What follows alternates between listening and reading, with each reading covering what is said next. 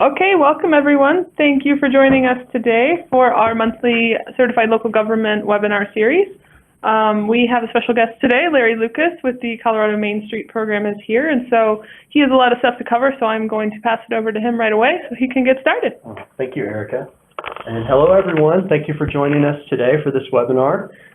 My name is Larry Lucas. I'm with the Colorado Main Street program. I'm the program architect. And I'm actually paid by a state historical fund grant that I get to write every couple of years. And it's pretty cool to be actually in the building today with Erica and talking to you guys. We're going to try to hold questions until the end, I think. And we'll look forward to seeing those come in, though, and we'll try to answer them as best we can. We do have quite a bit to cover. First, let me just tell you a little bit about Main Street in a couple of slides.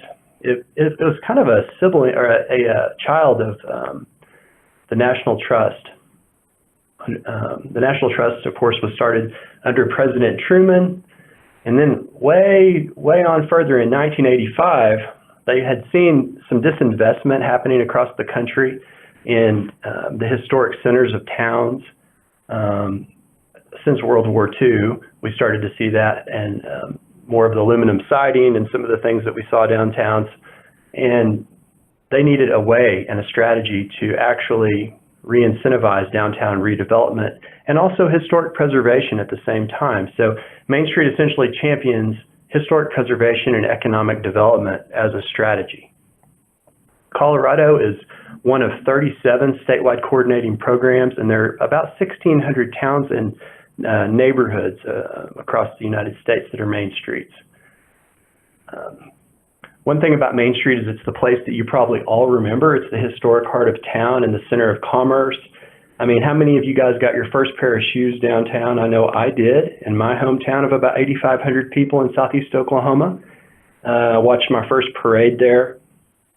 It's the place we often think of as the community living room, and it's maybe the most well-loved place in town.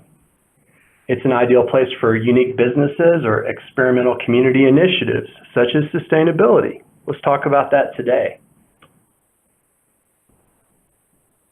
So in Colorado, we have currently 48 communities. There are 20 official Main Street communities right now. We're about to have 21. We are funded in part by the State Historical Fund. That's myself, as well as part of our coordinators' funds. There's 3 of us on staff, the coordinator, the specialist, and the architect. We actually provide technical assistance, preservation education, and advocacy work, and we offer grants focused on revitalization through a pool of pre-qualified contractors. If you're interested more in the program, just reach out to me directly afterwards or the program coordinator, Gail Langley. You can find us online. I want to lead off today and tell you how I structured this presentation.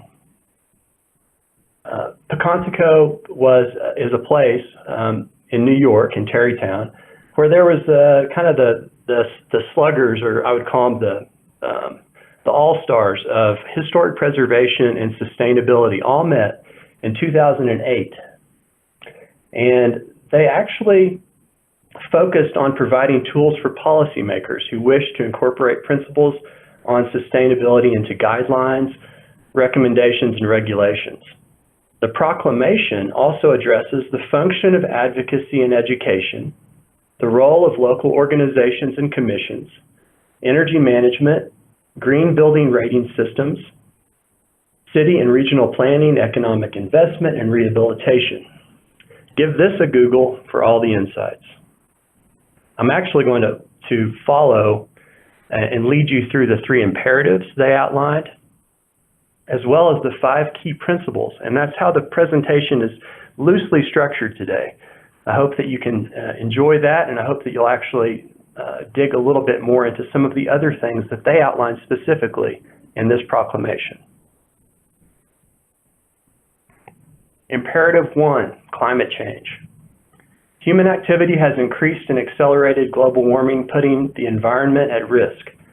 It is imperative that we immediately and significantly reduce greenhouse gas emissions to begin reversing extreme climate change patterns within a generation.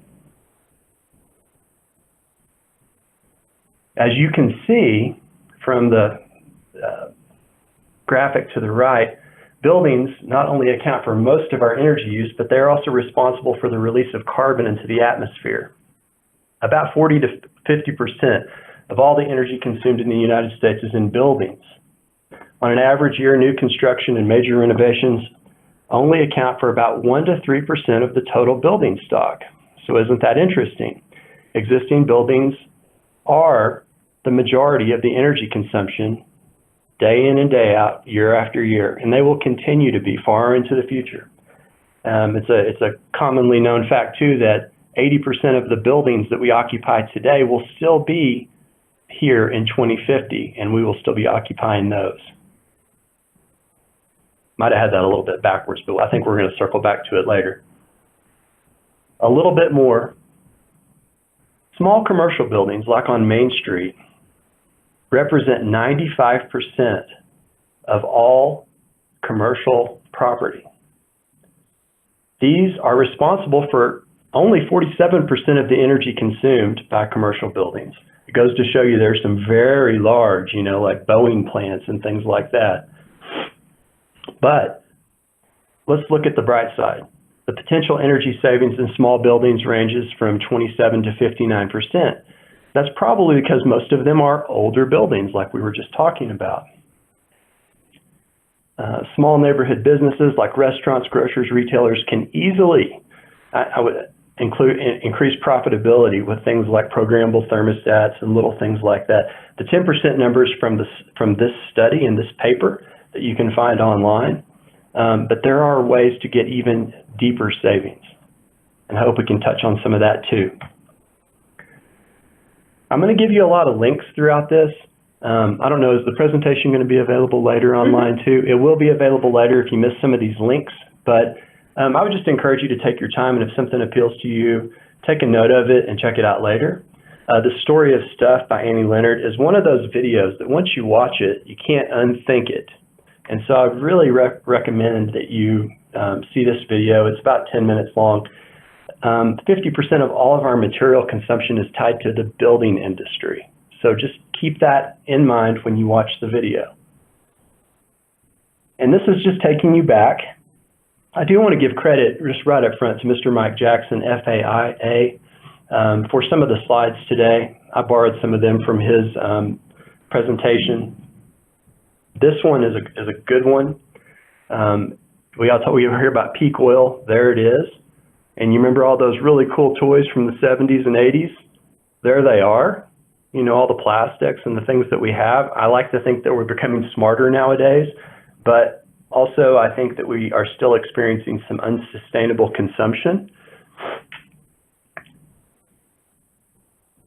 Another thing that is hard to understand, even to quantify, at least in my mind, it's hard to understand, is that we're passing through a period where we're almost at a breaking point.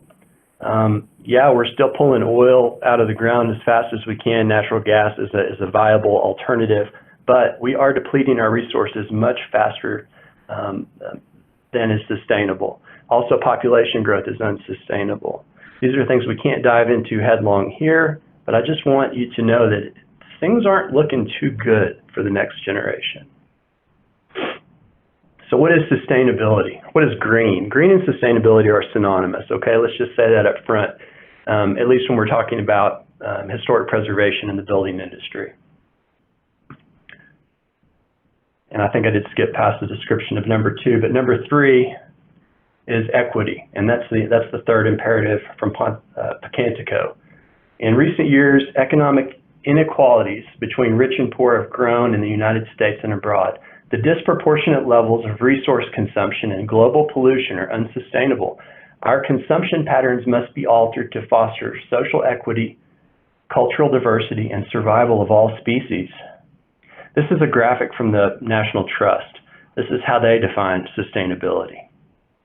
The nexus of society, the environment, and economy, or people, planet, and profit, the 3 Ps. That's the way I like to remember it.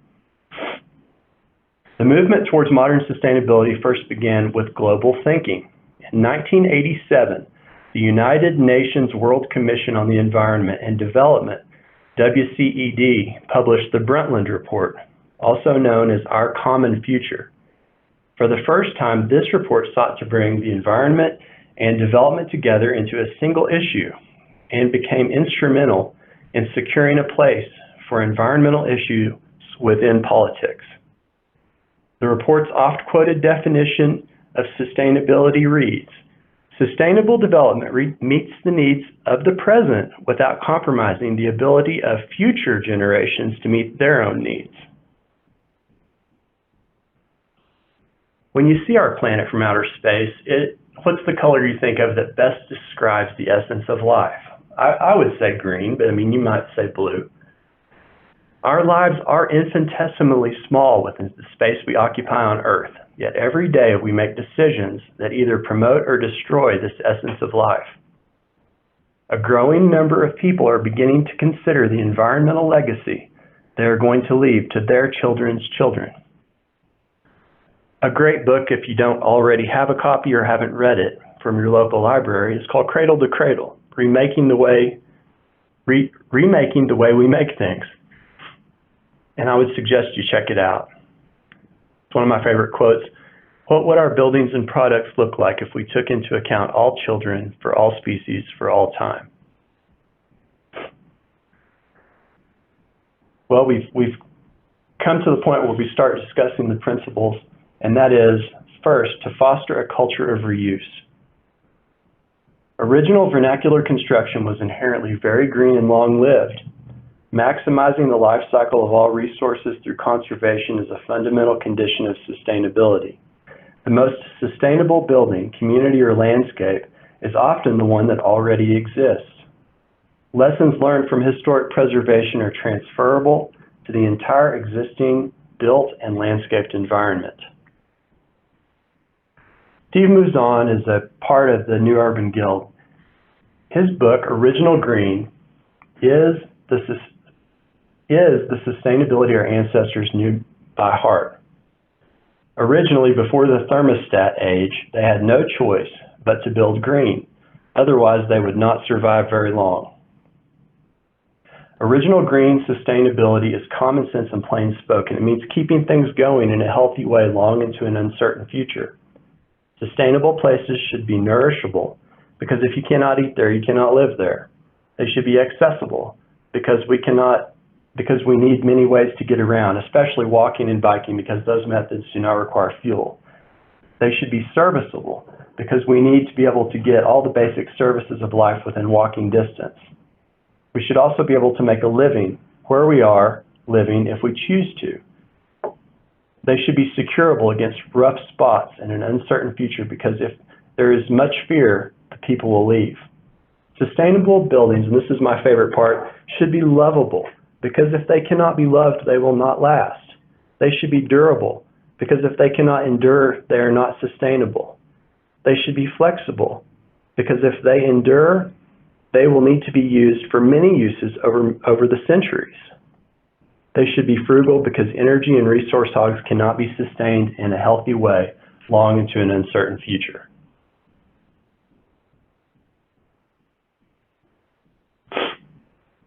A lot of times people think of historic preservation as kind of the ultimate in recycling, but I don't really like that word. I don't really think recycling is the right thing, because it tends to relate to packaging instead of buildings. Instead, why don't we look at the words, instead of reduce, reuse, why don't we look at the words reuse, reinvest, retrofit, and respect.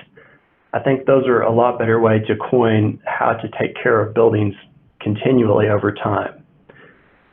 Even still, historic preservation probably is the ultimate recycling. A common expression that historic preservationists say is the greenest building is already built. DC architect Carl Elefante, FAIA, deserves credit for this statement.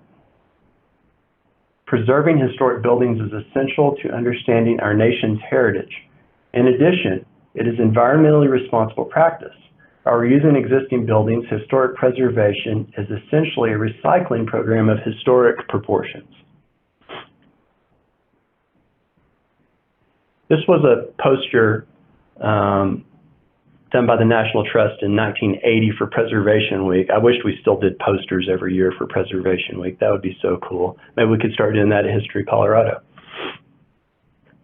Back then, they kind of started to think, and you have to think, you know, the green building movement, especially as it's related to historic preservation, and they were pretty much the same. We had people after passive solar, and at the same time, we had these folks talking about embodied energy, because we had been through urban renewal, or we were still just in it, and people were fighting for ways to save these buildings. About 1 gallon of gas, the energy from it, the BTU hours of energy in the brick, about 8 bricks equals 1 gallon of gasoline was the metric they were kind of that they had figured out at that time. I guess it's still the same, even though gas has gone up in price. They had used that metric, and there have been some studies done. There are a lot of really cool old documents that you can dig up from the actually from 1966 would have been some of the first things, all the way through the early 80s. They were talking about embodied energy, and it still is a crucial thing to understand with these buildings, because if you tear down an old building, you lose all that embodied energy. Now we're talking about more of an avoided impact, and we focus more on life cycle assessment, which life cycle assessment does, by proxy, loop in embodied energy. It's still a very challenging thing to quantify. It's a very challenging thing to value.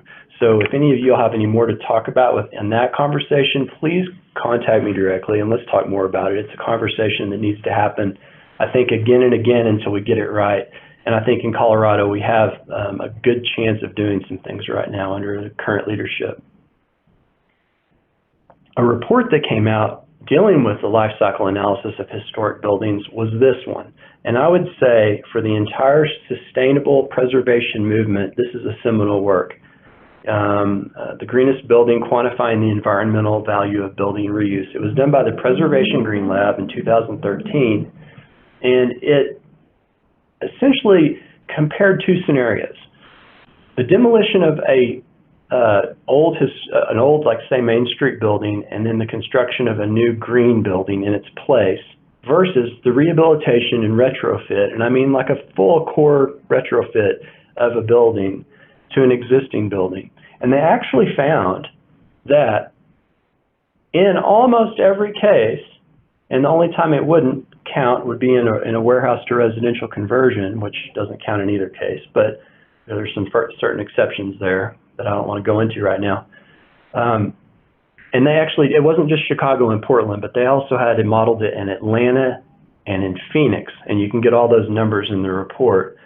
But they're just showing you here that it would take you 10 to 80 years for a new building that is 30% more efficient than an average performing existing building to overcome, through efficient operations, its negative climate change impacts.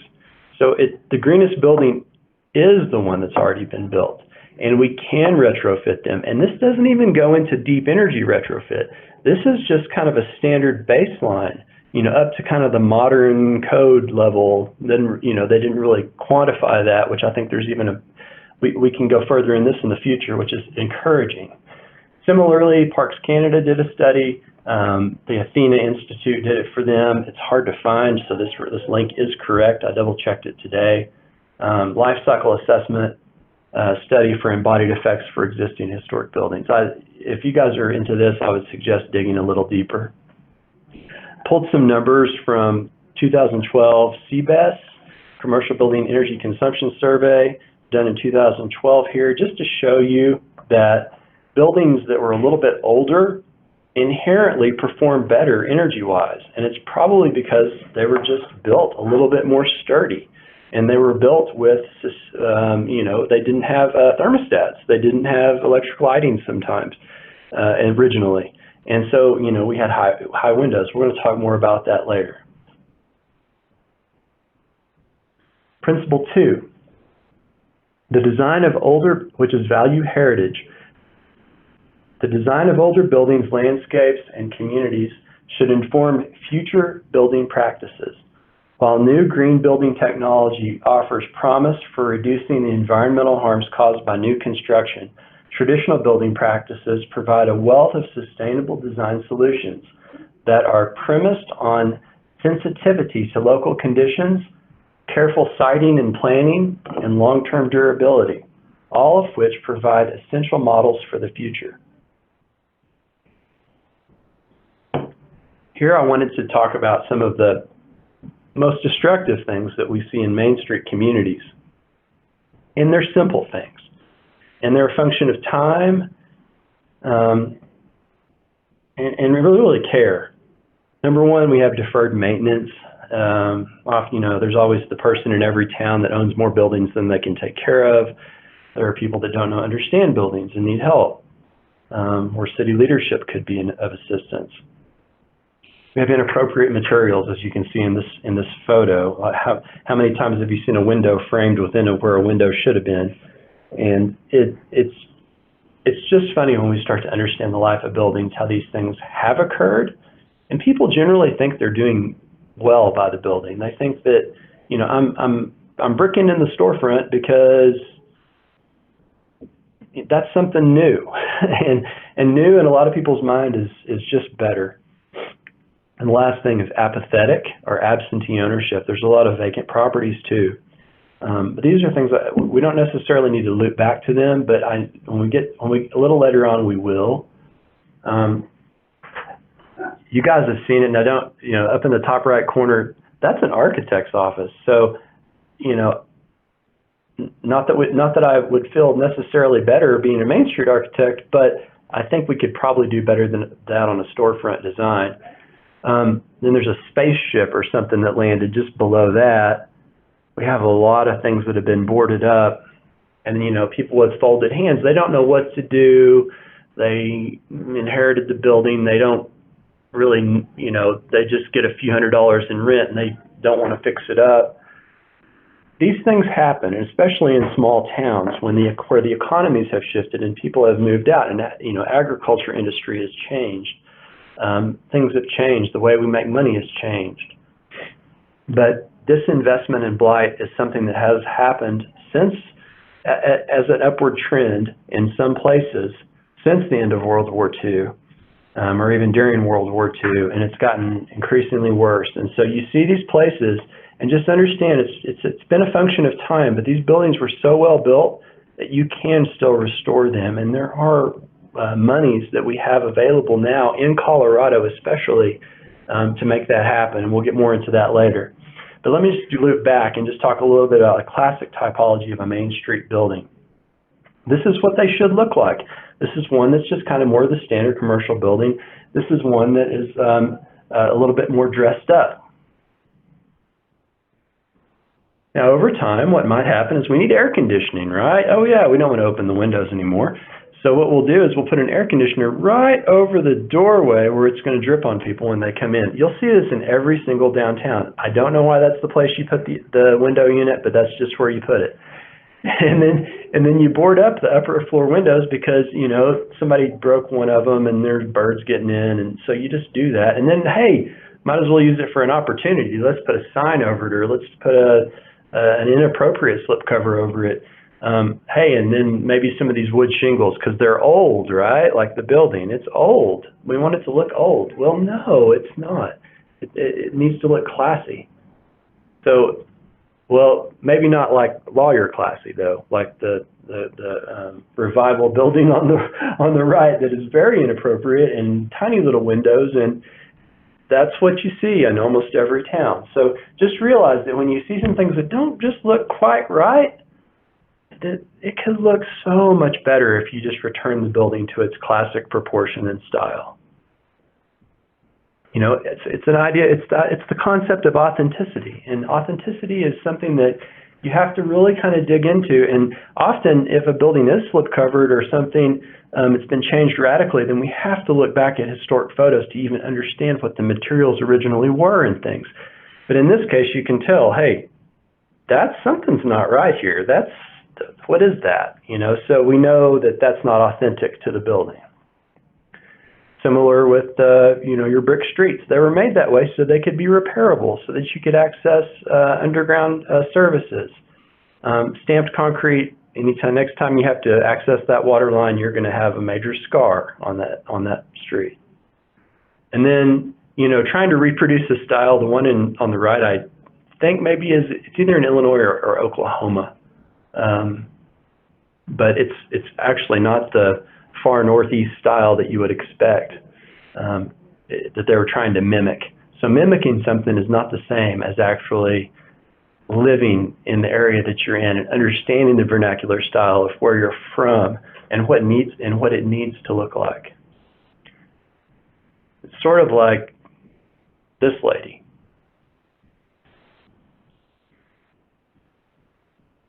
Principle 3. Preservation economics provide a powerful model for shifting away from a consumption-based and energy-inefficient economy. Reinvestment in our existing built environment must become an indispensable part of America's new green economy.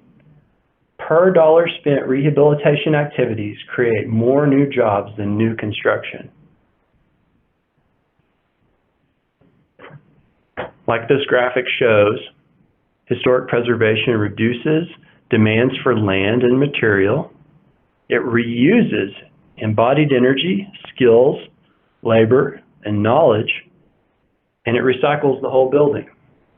And I love the cover of this, like my friend Mike Jackson in Illinois, old is the new green. And it's an expression that I know he loves and I do too. It's funny how we see things coming full circle. You know, we used to have cisterns, now we have rain barrels. We used to have streetcars, well now we're having streetcars again. You know, people like chickens and hanging their clothes on the line, and those things it's because they make sense, and it's because they're the right things to do if you can accommodate them. This is a poster developed in Oklahoma that talks about how old buildings are inherently green. So let me see if I can explain this on a little bit better level. They're inherently resilient. The way that they're designed are, and you can download this at this link. The windows, the high ceilings, having ceiling fans inside to circulate air, thick brick walls, shared walls, which reduces space and structural demand. Actually, shared walls actually creates a condition called adiabatic, where you have no loss or gain between your neighbor, and it's one of the most highly sought after advantages that you can have whenever you're trying to get a building down to net zero. And retractable awnings is something that you can use to modulate heat and light during different seasons of the year. Also in the poster, it leads through the EPA's retrofit process for a three-stage approach. Stage 1 being improve the operations of a building first. Stage 2, then reduce the energy loads in the building. And then stage 3, upgrade the systems. And that's why you just don't go and slam a new air conditioner on a building because, and I really believe this, that Main Street buildings have the potential to be net zero. I think that since you only have the front, the top, and the back, and the foundation exposed to the elements, then, you know, if you can address, especially the 3 that face air, then you have a really great potential to lower energy demand to very low levels, especially when you reduce, you make your air infiltration and leakage very low, and then you insulate in appropriate ways. Each stage has different opportunities, and these aren't all the opportunities at the bottom, but there are different ways to upgrade your building. So just thinking again, these buildings are, and most historic buildings, we're not really jumping into historic homes here, and I'm sorry about that, because there's a whole other conversation to be had there. They're a completely different kind of structure, and they have different kinds of opportunities, but just know that it's just as rich of a conversation. But Main Street buildings obviously were built, and most commercial buildings typically are built to be a little bit more durable than residences. They just have different kinds of use. But I love that about downtown buildings is that they have this durable and repairable materials, often native stone and brick from local boroughs. People built these locally. They didn't really import labor back then. It was like, if you were a mason, you built buildings in the town you were from. Not that you wouldn't travel, but if you're a carpenter, those professions haven't died off. But I think that historic preservation is the salvation of essentially the human race, and that we can work with our hands to make things better for each other.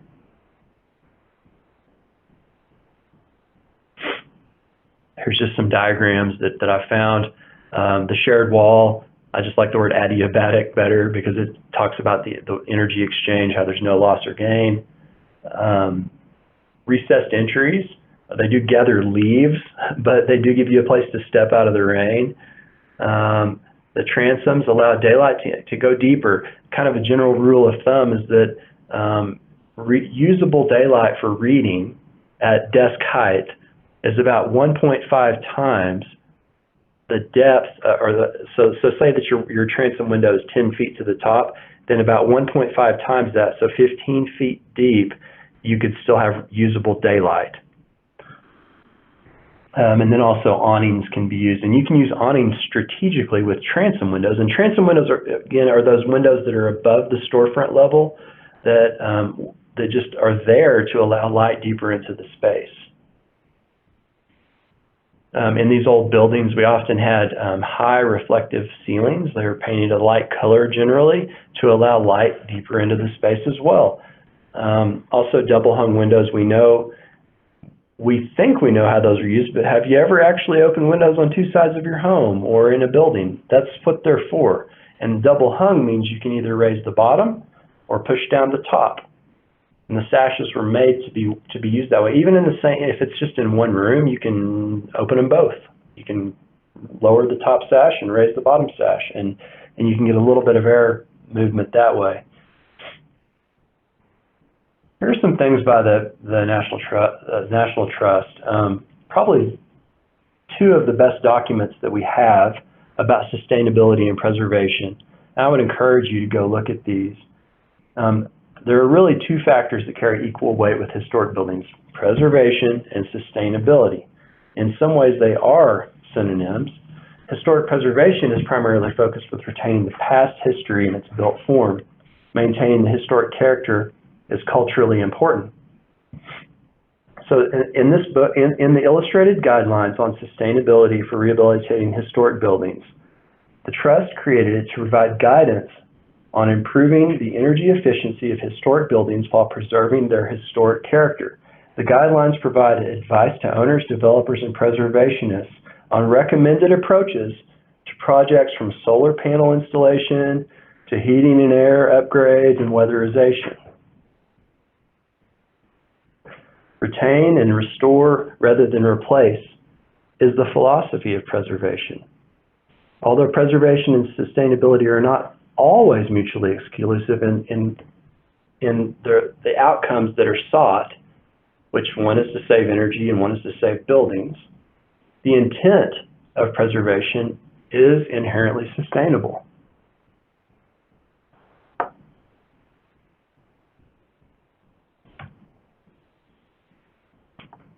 Here are kind of some cutting edge things, green roofs, super insulation on the top right, and ways to conceal extra roof insulation there, out of line of sight.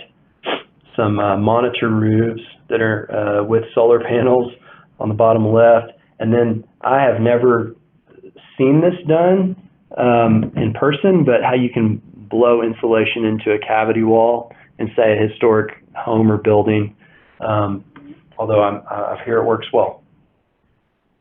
I've done it in my house. You have that in your house? Yeah. Okay.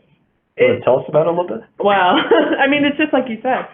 It can create some moisture issues. Not so much, it's less of a problem here in Colorado, but in warmer climates. having a moisture barrier in a building that didn't historically have one Right. can cause some issues. But so it's just something to be aware of. You want to make sure you're looking at the big picture and not just, I want to insulate this wall. So maybe putting a smart barrier underneath sheetrock on the interior if you're doing a stud level retrofit Right. would. Yeah, there's a lot of options. You just want to make sure you're ventilating it properly if you need to, or that you're not going in and insulating the walls and not insulating your attic. Oh yeah, sure. Because then you're gonna have moisture wherever it goes, where the air is going. Yeah, and that attic insulation is a lot more valuable than walls. Sure, that's true. Cool. Well, I might want to check out your house. And that's kind of what Eric was talking about a little bit, is some things require minimal alteration. I think what she was talking about, though, that was probably, it was probably a pretty expensive project, wasn't it? No, it's actually, I think that's why you see it being done a lot.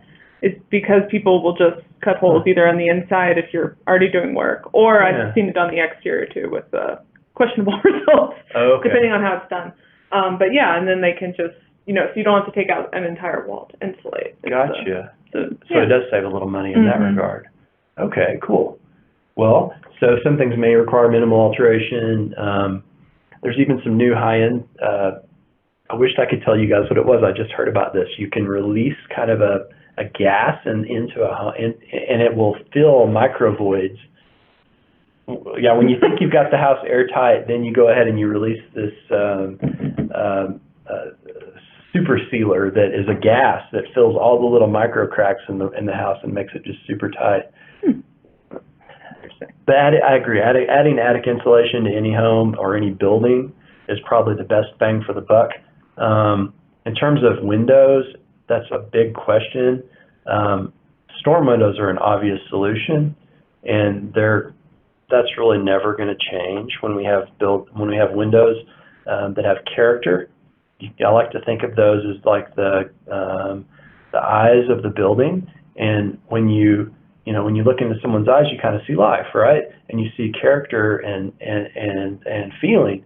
And whenever you take those out, like downtown a Main Street building, and you put one big piece of tinted glass instead of where there was a nice double hung window, it just kills the eyes of the building.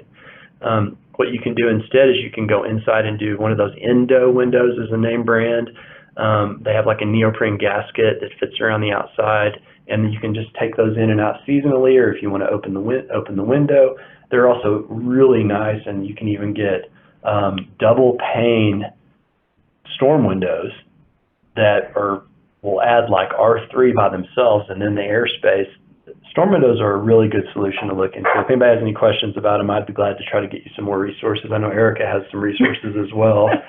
We have lots of resources on windows for sure. Okay. Well, that kind of goes back to what you were saying, that the houses were built to be more energy efficient. Obviously, they didn't have that in mind at the time, but having those features like double hung windows, same with storm windows. A lot of historic homes had storm windows. They've just gotten lost over time. So you might even go out there and find that all of the equipment is there to hang a storm window. You just don't have the windows. Or they're sitting in the basement or the attic. We found those all the time. I found one of those in a 1955 house that we had. Oh. Yeah, there were actually screens, though. It was in Oklahoma. Oh, yeah. Yeah, so sometimes you would have both. So you'd have the set, it's summertime, we're going to put the screens in. Winter's coming up, we're going to put the storm windows in. Nice. Here's some other things. I think that is probably a home, but it could be a character building. Where they have a blower door installed. That's how you find leakage in the house, and it's challenging to seal up all the air leaks, but you do have to kind of start in the attic, and then, I would say work your way down from there. If it's on a raised foundation, that's another place to tackle first. Let's see. More alteration. These were some. I think these were parts from one of those National Trust documents that I pulled out some time ago. But a cool roof is essentially a white roof. They're usually made from an EPDM, which is a rubberized roofing compound, or a TPO, which is a thermoplastic roofing compound. It's kind of like a swimming pool liner if you think about it that way. They put these on commercial buildings, and it essentially just creates a really good barrier. What you do before you put that on is you usually super insulate the roof, or insulate, which is what most roofing contractors typically do. But if you're smart, you'll go in and you'll put the maximum amount of insulation you can until there's a point of diminishing returns. But you'll obviously air seal the deck before you insulate, and then you insulate, and then you put your cool roof membrane on top. And then you have just a tremendous advantage over the other Main Street buildings next to you. Like I said, the walls between you don't really change energy, so you've already saved at the top. Now we just have to worry about some air leakage around the storefront and the rear wall, and you've got a very, very high-performing building. Here's some numbers on it. This is probably a chart from somewhere you guys have seen, but it's funny. I don't quite follow the whole thing, but I can tell you that they're saying that it's more like between 4.5 years and like 15 years on storm window repayment, just on the energy you save. It probably depends on climate quite a bit, but then it starts looking more into like 40 years for the double pane, 34 years whenever you've replaced your single pane window with. In any case, you guys can see this.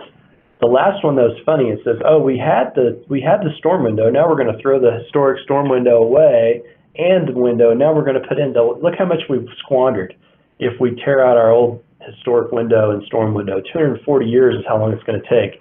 And they call them replacement windows for a reason, because if although I will argue, I think if in your homes, if you put fiberglass windows in, they could be okay, but anything that's made out of a plastic, you're going to be replacing that window in 15 years at the most, and it's just not right to spend the money doing that when you could spend less probably and rehabilitate your wood window, and then put some nice interior storms on it if you need them. You may not once you get them actually air sealed with maybe mohair and the right kinds of gaskets appropriate to the window. I think just doing that can make a huge difference. Mm-hmm.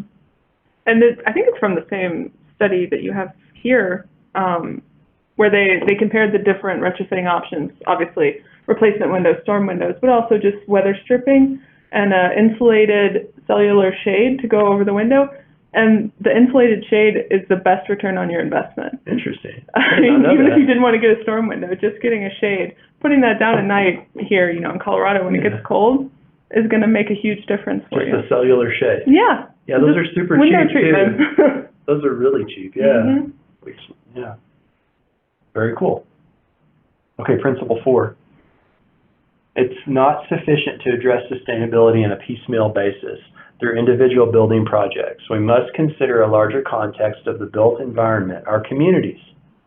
Reinvestment in existing, more sustainable neighborhoods, especially our older and historic ones, saves resources and promotes socially, culturally, and economically rich communities. This was what I was trying to quote earlier, and I butchered it really bad. So in 2050, 80% of us will still be living, working, and playing in buildings that already exist. I guess that's if we're still around. I don't think I will be, but maybe. But I think what it's saying is that 80% of the buildings that we have today, we're still going to be occupying. They're still going to be good. So especially with our character heritage buildings, the buildings that have been here before us that we anticipate will be here longer, we're just borrowing those buildings from the next generation. And I think if we adopt that mindset on Main Street and in our historic districts, then really that's the best way to pay homage to the future. This is a cool slide. It's talking about how in 1910, the number of attributes sustainability advocates are pinpointed as being standards that would not only work well within a sustainability framework, but also could be a measure of comfort, ease of living, and familiarity. So cities were built in such a way so that there were this formula. Who knows about the courthouse square? You could probably visit any town and know where the library was. You would know where the post office was. towns used to be built that way because you were supposed to traverse town on foot, or you could park and do all your trading on Saturday. You didn't have to worry about the kids because they knew where to come back to. And I think the biggest problem we have, and it's not really the automobile, it's us, but we just really lost the timeless way of building that used to exist. There's a really good book, I didn't put it in here, but it's called A Pattern Language by Christopher Alexander, and it's about the timeless way of building. And it examines the patterns that that good, and I would even say sustainable planning and construction of communities, and even at the regional level. It's a very interesting book. It's called The Pattern Language. I would highly recommend it. It's not something you just pick up and read cover to cover. You kind of use it as a tool. You'll see what I mean if you grab a copy. Here's a book I want to get. I looked through some of it on Amazon, but the idea of sustainable urbanism, it's something that's creeping more and more into Main Street. The idea of greening and pocket parks have always been there, but that's just where we've lost a building and we want something better than a slab. Obviously, a building would even be better than a pocket park because that's what it's supposed to be. But walkability is a concept that I think we're revisiting again. It's kind of like the old is the new green. One more time, we're returning to the past, but in different ways. I've even seen it where some suburban communities that have, like, say, alleyways in the back, they're making the front street, which really doesn't do anything except just provide parking for visitors. They're just closing that off and making it into a green space, and people are using it more as their, quote, backyards now, and they're just turning things inside out. I think that's encouraging. I think that it's going to take time so that we don't just retreat into our garages every night, but I think we can get there together. Sustainable development, again, we have to stick with a holistic approach, but implementing a citywide approach to sustainability is going to take more than just philosophy. Smart growth is a concept. You may have heard that. It's about starting at the center and actually incrementally growing, but in such a way that is sustainable so that infrastructure can actually be expanded and supported. And we're not doing green fields and things that are outside of our current area of service. But I like these quotes, and this book is kind of done by, like, the guy, Don Ripkema. He wrote this book. I think you can get a copy of a newer cover on Amazon, and it's worth having. If any of you all are in economic development for your towns, I would certainly pick up a copy of this. Sustainable development is crucial for economic competitiveness. Sustainable development has more elements than just environmental responsibility. Green buildings and sustainable development are not synonyms, okay? Meaning, like, going back to the greenest building study, you can't tear down a historic building that's maybe underperforming a little energy-wise and build a LEED gold building there and say, hey, we've done this great service and, look how awesome and new it is. Man, those people just need to take Economics 101. But also historic preservation, I love this one, and these are all quotes from the book, is in and of itself sustainable development. And that's like the truth. Without these buildings and without reusing them over and over, how many businesses would have not been able to launch? How many people would have not been able to raise a family? How many people would have not had the cool first apartment downtown? You have to think about these. So development without a historic preservation component is not sustainable. So that's why any of you all in city leadership, I would suggest making sure, and we're going to talk about this later a little bit more in detail, but that you put preservation right at the core of your comp plan. And it kind of forms this incremental thing that you build outward from it like a spiral. And it's always going to be there. And if it's not, then you're missing the boat on economics. And I think that's what we're all after is people doing well. and people enjoying their lives. This is a cool story. So this is the BTC Old Fashioned Grocery in Water Valley, Mississippi. It's a Main Street community of about 3,500 people. There was an article about this in the New York Times and several magazines, including Southern Living. BTC stands for the Gandhi quote, which is, "Be the change that you want to see in the world." Water Valley was a food desert with the nearest grocery store 45 miles away. This couple bought this building and renovated primarily to be able to sell fresh produce to the citizens of Water Valley. It evolved into a grocery and a restaurant, and they just published a cookbook. So I worked for the Oklahoma program for a while for Main Street, and my boss, Linda, purchased a cookbook, and she emailed the coordinator in Mississippi, and she was actually at the national conference, and she forwarded the comments to the manager who was at the conference. It turns out that Mickey was from an Oklahoma community named Durant, and when we were all at the conference in Detroit, Mickey brought her a signed copy of this cookbook.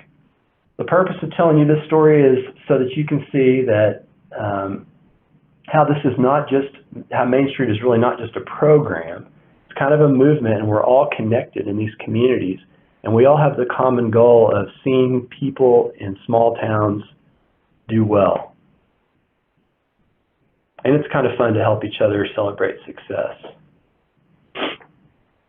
So considering vacant and underutilized space, being authentic to place, and being interactive and engaging are just some quick ideas. Last principle. Today's challenges require that historic preservation move beyond maintaining or recovering a frozen view of the past. Historic preservation must contribute to the transformation of communities and the establishment of a sustainable, equitable, and verdant world by reevaluating historic preservation practices and policies and making changes where appropriate. I've turned this a little bit from the Pacancico credo of talking about preservation as a whole to really talking about local preservation for you guys and really what we're trying to advocate for. And that, so number one, do you have a sustainability plan for your town? Can you take initiative and work to promote clean and green and healthy places to work, live, and grow?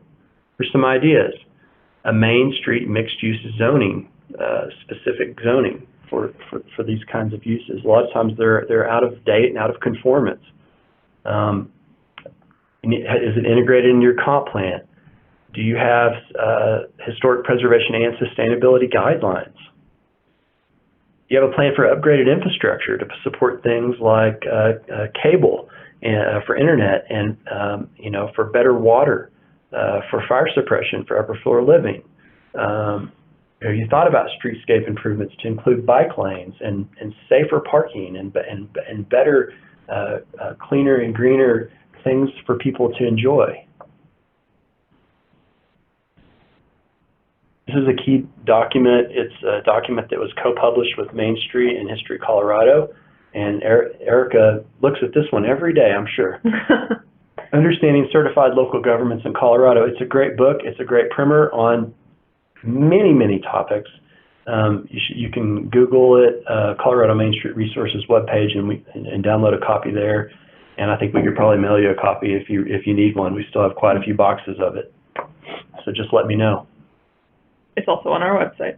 Okay, cool. And they should all have one. If you don't have one, yeah, let me know, because we definitely give these out like candy.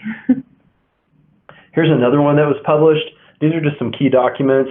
This is the Historic Preservation Model Ordinance that was published a couple of years ago by History Colorado for CLG communities, and it's really good. We're building off of it for some other resources that we're working on currently at Main Street. Just suggest you guys see what it has to offer, and don't just accept the very bottom basement one or the most standard one. Like, really give it some thought with your Preservation Commission and make sure that you're meeting the goals. Because sustainability, it's the people, planet, profit approach. Are we actually just trying to do the bare minimum of work to do our reporting? Or are we actually trying to figure out a process that's going to empower community members to be able to do the best for themselves and also to help protect heritage resources and many other things? Do you have an updated building code? This is, I know it's the Wild West when we're talking about building codes, and it really is, okay? And energy codes are going to be getting hot and heavy here before too long, too, and I think that's a good thing. But one thing I would suggest, if you don't have it adopted currently, is the International Existing Building Code, the IEBC. I've been in many planning departments, and I've seen on the shelf the bookmarked and dog-eared IBC, like they've been building more new buildings than you can say grace over, and then they may have an IEBC, but it doesn't look like it's got dust on it or something. The truth is, it should be the other way. And there's actually 3 compliance paths in the IEBC to help local property owners do construction projects and save them money. It just may mean that your code officials are going to need a little bit more training and that you guys will invest a little bit more into it. It is really the right thing to do. I would suggest, and it's thinner too, so that should make you happy. Not that you have to get rid of the IBC, but that's just for new construction. If it's already built, you need to use this book, and that's the intent of it, okay? And we're actually going to be having a training, hopefully coming up in the next, well, it'll be a few months before we get there, but on the existing building code, because awesome. A lot of our preservation commissions have people coming to them and they're like, well, it doesn't meet code, so we have to do this. And like, it doesn't meet the code for a new building, but you're not building a new building. Oh, that's so cool. Yeah. I need to be at that. Yeah. For sure, because I need to learn too. We may know we may know something about a lot of things, but I don't know enough about this yet.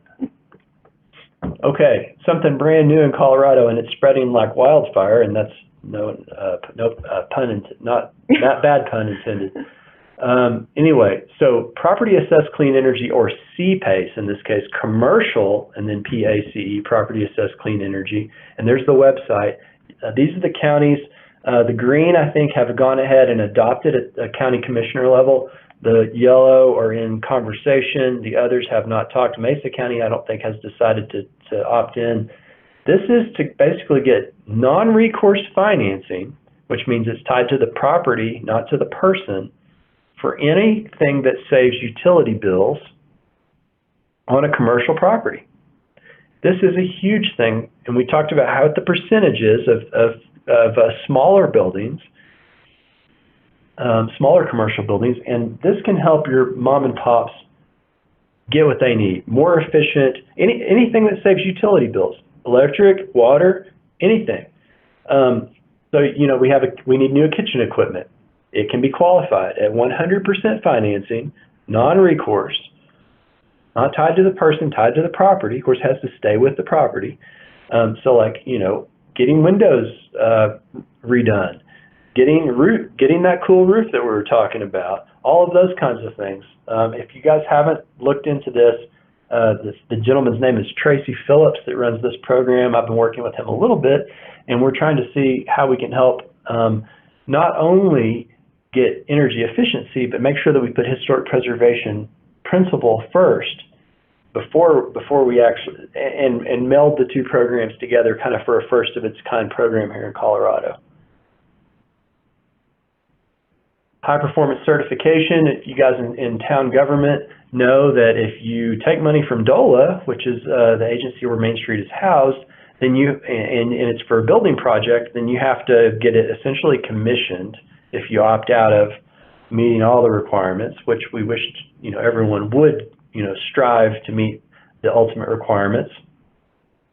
But this is a program that we are proud of and may hope to expand in the future too. And I'm sorry we're running just a few minutes late here. The State Historical Fund, you guys know about them. They can help you with your projects, especially in case of an emergency grant.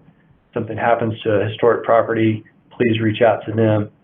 If you need money for a historic project, if you're a for-profit or a not-for-profit or a community government, a town government, then anyone can apply. and also the historic tax credits. Kind of a neat caveat to the CPACE money that we were just talking about, the 100% financing for commercial property owners, which doesn't count for town-owned properties, but for any commercial property. You can double dip on the state tax credit with CPACE funding. So, it's currently 35% if your county's 50,000 or less. So rural counties, you can get 35% state tax credit if you follow the rules. And the cool thing about this is if you take the CPACE money and every bit of that, you can, since it's money that you technically are putting into the project, it's qualifying expenditure, then you can get 35% on it too. So I just thought I'd throw that in there, but essentially we've eliminated a gap that exists in almost every other state. So next steps, just a couple minutes and I promise I'll let you guys go. In the historic preservation community, we recognize the environmental, economic, and social challenges that face us and call for policies that will result in revising our present course. We stand ready to offer an example of sustainability while further challenging preservationists to more fully accommodate sustainable practices. We call for our leaders and our fellow citizens to join us in taking immediate action. So, what do you guys have in your community that you're seeing now? Do you have vacancy and blight? Do you have apathetic property owners? Do you need maintenance standards? Do you have problems with historic authenticity? Does city leadership need to take some new stances? What about public amenities? Can you do better?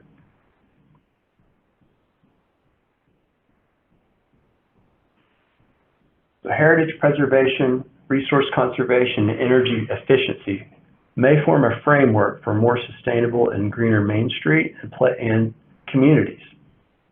But we also have to think about our individual initiatives. Our plan for sustainability must be tailored to fit for each particular community and the buildings on Main Street to be effective.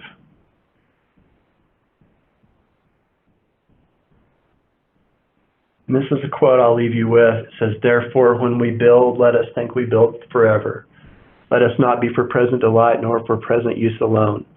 Let it be for such work as our descendants will thank us for. And let us think as we lay stone on stone that a time is to come when those stones will be held sacred because our hands have touched them, and that men will say, as they look upon the labor and wrought substance of them, see this our fathers and mothers did for us." Thank you guys for your patience and attendance, and hopefully there's some takeaways. I don't know if we had any questions or not. We haven't had any come in yet, but if folks want to use the chat window to type some in, or you can unmute yourselves and ask them over the line. I had to mute a few people just so we didn't have any feedback. So yeah, feel free to ask your questions.